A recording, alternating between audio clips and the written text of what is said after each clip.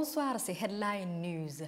Au Sénégal, la direction de l'information et des relations publiques des armées, à travers un communiqué, a annoncé que l'armée a pris plusieurs bases rebelles ou les a détruites totalement hier 22 mars 2022 en Casamance. Selon l'armée sénégalaise, lors de cette opération militaire, plusieurs rebelles ont été tués. Les survivants ont pris la fuite en laissant une importante quantité d'armes et de munitions de guerre.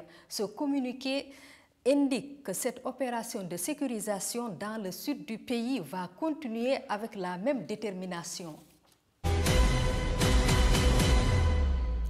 Le 9e Forum mondial de l'eau s'est ouvert à Dakar le 21 mars dernier et va se poursuivre jusqu'au 26 mars prochain sur le thème la sécurité de l'eau pour la paix et le développement. Compte rendu de Seydina Abagué et Al-Bashir Yaya Bodjan. L'eau est au commencement et à la fin de la vie. C'est par cette vieille sagesse que le président Macky Sall a voulu montrer l'importance de l'eau avant de rappeler les dangers qui guettent le monde si le liquide précieux n'est pas sauvegardé. 2 personnes sur 5 dans le monde vivent dans des régions où l'eau est rare. Les femmes et les filles passent plus de 200 millions d'heures par jour à chercher de l'eau. 2,1 milliards de personnes sont contraintes de consommer de l'eau polluée. Et 80% des eaux sont rejetées dans la nature sans aucun traitement, mettant en péril la santé et la vie de 4,5 milliards d'individus. 90% des 1000 catastrophes naturelles les plus dévastatrices depuis 1990 sont liées à l'eau. Tout laisse croire que si rien n'est fait, la situation ira de mal en pis. Une situation encore plus dramatique en Afrique où les populations vivent dans des conditions extrêmes malgré l'abondance de l'eau dans le continent. L'eau en danger, c'est une situation à la fois paradoxale et inacceptable. Paradoxal parce que dans notre planète, il y a tant d'eau, parfois trop, et dont nous subissons les colères. Et puis, d'autres endroits, il y en a trop peu. Et là, c'est la colère des hommes qui monte et qui déborde. Et voilà bien là un des challenges du continent africain. D'eau, l'Afrique est pourvue. Mais trop d'Africains en sont dépourvus. Situation inacceptable. Pour le président Macky Sall, ce constat et ces interrogations appellent les grandes puissances à davantage s'impliquer et à davantage impliquer l'Afrique. La thématique eau, paix, sécurité lors de son mandat au Conseil de sécurité. Nous avions voulu contribuer à la prise de conscience internationale sur les risques élevés de conflits liés à l'eau au XXIe siècle. De la même manière, je crois que le moment est venu pour qu'une instance comme le G20 prête attention aux problématiques liées à l'eau, à l'image de ce que fait la Banque mondiale et les autres institutions multinationales depuis des décennies. Compte tenu des enjeux globaux qui s'attachent à ces problématiques. En attendant une éventuelle réponse du G20, les chefs d'État et d'institutions internationales présents au 9e Forum mondial de l'eau à Dakar se sont accordés sur la nécessité d'agir pour une meilleure gestion et une meilleure accessibilité du liquide précieux à travers le monde. Toujours au Soudan, la rareté de l'eau et du pâturage entraîne souvent des conflits entre agriculteurs et éleveurs. Et lors de ces conflits, on note des morts et des blessés. Troupeaux et bergers en perpétuel déplacement dans le Kordofan, le centre du Soudan. Pour les éleveurs qui s'occupent des 70 millions de bovins et de chameaux estimés dans la région, une guerre permanente se mène pour accéder à la terre et à l'eau. Au cours des 10 dernières années, les choses ont particulièrement mal tourné.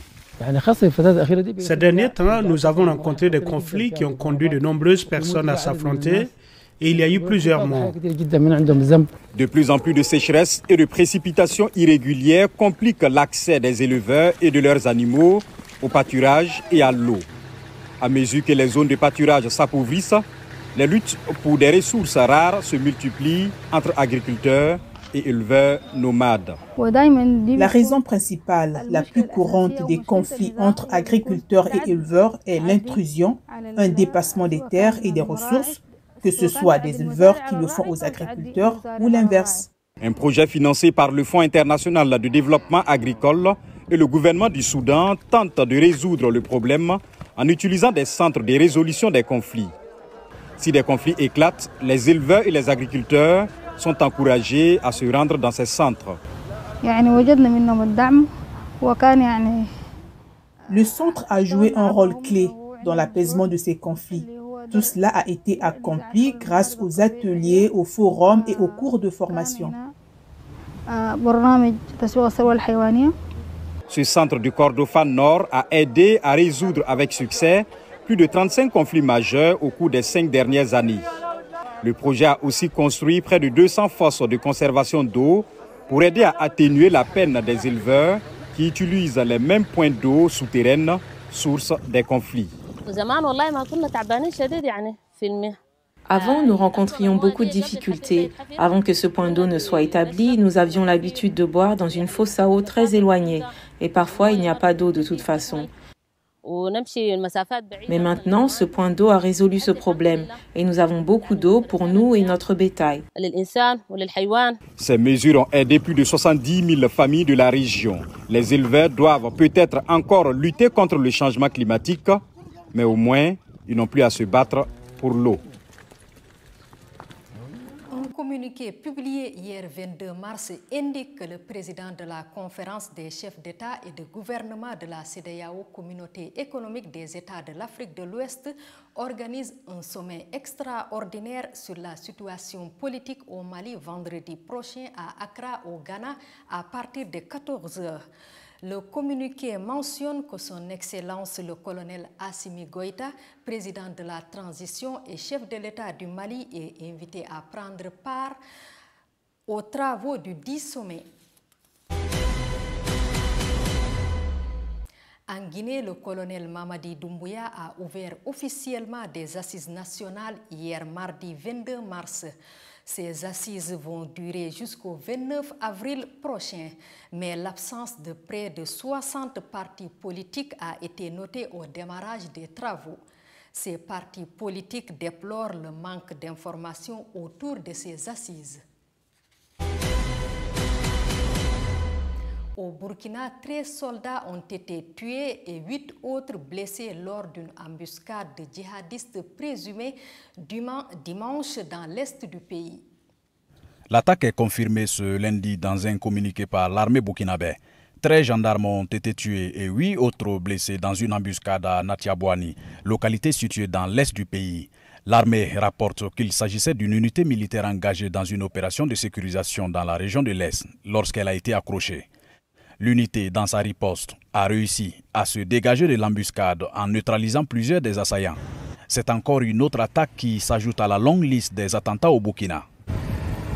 En tout cas, en tant que Burkinabé, ça me fait vraiment mal de voir à chaque fois le pays endeuillé.